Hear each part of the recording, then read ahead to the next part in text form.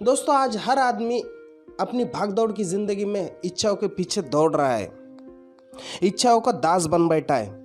उन इच्छाओं की पूर्ति के लिए हम हमारा सुख चैन दांव पे लगा रहे हैं। हम समझ ही नहीं पा रहे हैं कि किस कीमत पर हम इच्छाओं के पीछे दौड़ रहे हैं। श्री कृष्ण ने भगवत गीता में इस बारे में बताया है। तो आइए हम इसी प्रश्न का उत्तर आज भगवत गीता और एक कहानी के माध्यम से समझते हैं। तो वीडियो शुरू करते हैं।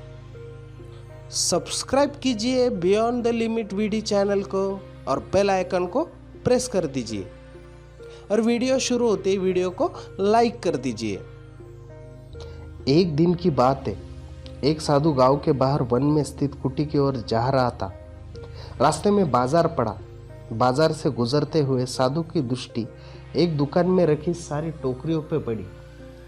उसमें खजूर रखे हुए थे। खजूर देखकर साधु का मन ललचा गया। उसके मन में खजूर खाने की इच्छा जग उठी, किंतु उस समय उसके पास पैसे नहीं थे। उसने अपनी इच्छा पर नियंत्रण रखा और कुटिया चल दी। साधु कुटिया पहुंच गया। कुटिया पहुंचने के बाद भी खजूर का विचार साधु के मन से नहीं निकल पाया। वह उसी के बारे में सोच रहा था। रात में वह ठीक से सो भी नहीं पाया। अगली सुबह वह जगा तो खजूर खाने की इच्छा, अपनी इच्छा की पूर्ति के लिए पैसे की व्यवस्था करने के बारे में सोचने लगा। सूखी लकड़ियाँ बेचकर खजूर खरीदने के लायक पैसे की व्यवस्था अवश्य ही हो जाएगी। यह सोचकर वह जंगल में गया और सूखी लकड़ियों को काटने लगा। काफ़ी लकड़ियाँ एकत्रित कर लेने के बाद उसने उसका गट्ठर बनाया और उसे अपने कंधे पर लाद कर बाजार की ओर चल पड़ा। लकड़ियों का गट्ठर भारी था, जिसे उठाकर बाजार तक की दूरी तय करना आसान नहीं था, किंतु साधु चलता गया। थोड़ी देर में उसके कंधे में दर्द होने लगा, इसीलिए विश्राम करने वह एक स्थान पर रुक गया। थोड़ी देर विश्राम कर वह पुनः लकड़ियाँ का उठाकर चलने लगा। इसी तरह रुक रुक कर किसी तरह लकड़ियों के गट्ठर के साथ बाजार पहुंच गया। बाजार में उसने सारी लकड़ियाँ बेच दी। अब उसके पास इतने पैसे इकट्ठे हो गए जिससे वह खजूर खरीद सके। वह बहुत प्रसन्न हुआ और खजूर की दुकान में पहुंचा। सारे पैसों से उसने खजूर खरीद लिए और वापस अपनी कुटिया की ओर चल पड़ा। हो सकता है कल किसी और वस्तु की इच्छा हो जाए, कभी नए वस्त्रों की इच्छा हो जाए, तो कभी अच्छे घर की, कभी स्त्री की, तो कभी बच्चों की, तो कभी धन की। मैं साधु व्यक्ति हूँ, इस तरह से तो मैं इच्छाओं का दास बन जाऊंगा। यह विचार आते ही साधु ने खजूर खाने का विचार त्याग दिया। उस समय उसके पास से एक गरीब व्यक्ति गुजर रहा था। साधु ने उसे बुलाया और सारे खजूर दे दिए। इस तरह उसने स्वयं को इच्छाओं का दास बनने से बचा लिया। दोस्तों, इस कहानी से हमें सीख मिलती है कि यदि हम अपनी हर इच्छाओं के आगे हार जाएंगे तो सदा के लिए अपनी इच्छाओं के दास बन जाएंगे।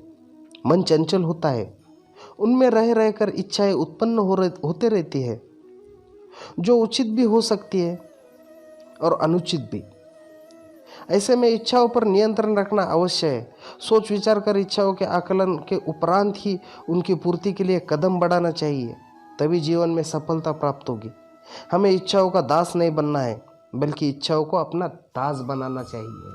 और यही सीख श्री कृष्ण ने भगवत गीता के दूसरे अध्याय में 60 नंबर के श्लोक में बताया है।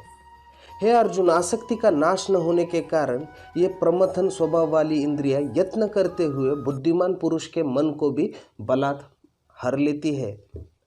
इसीलिए साधक को चाहिए वह उन संपूर्ण इंद्रियों को वश में करके समाहित चित्त हुआ मेरे पारायण होकर ध्यान में बैठे, क्योंकि जिस पुरुष की इंद्रियां वश में होती है उसी की बुद्धि स्थिर होती है। विषयों का चिंतन करने वाले पुरुष की उन विषयों में आसक्ति हो जाती है। आसक्ति से उन विषयों की कामना उत्पन्न हो जाती है और कामना वे विघ्न पड़ते ही क्रोध की उत्पन्न होती है। क्रोध से अत्यंत मूढ़ भाव उत्पन्न हो जाता है। मूढ़ भाव से स्मृति भ्रम हो जाती है। स्मृति भ्रम हो जाने से बुद्धि अर्थात ज्ञान शक्ति का नाश हो जाता है और बुद्धि का नाश हो जाने से यह पुरुष अपनी स्थिति से गिर जाता है।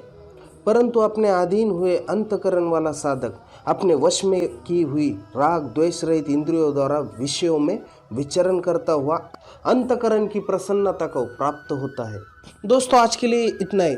जाते जाते इस वीडियो को लाइक करना मत भूलिए। अगर आप इस चैनल पर नए हो तो प्लीज़ चैनल को सब्सक्राइब कीजिए और बाजू में दिए बेल आइकन को हिट कर दीजिए, ताकि हम जब भी हमारी नई वीडियो अपलोड करें तो आपको नोटिफिकेशन मिल जाए। इस वीडियो संबंधी आपका कोई प्रश्न या सुझाव तो प्लीज़ नीचे कमेंट बॉक्स में लिखना मत भूलिए। जय हिंद, वंदे मातरम।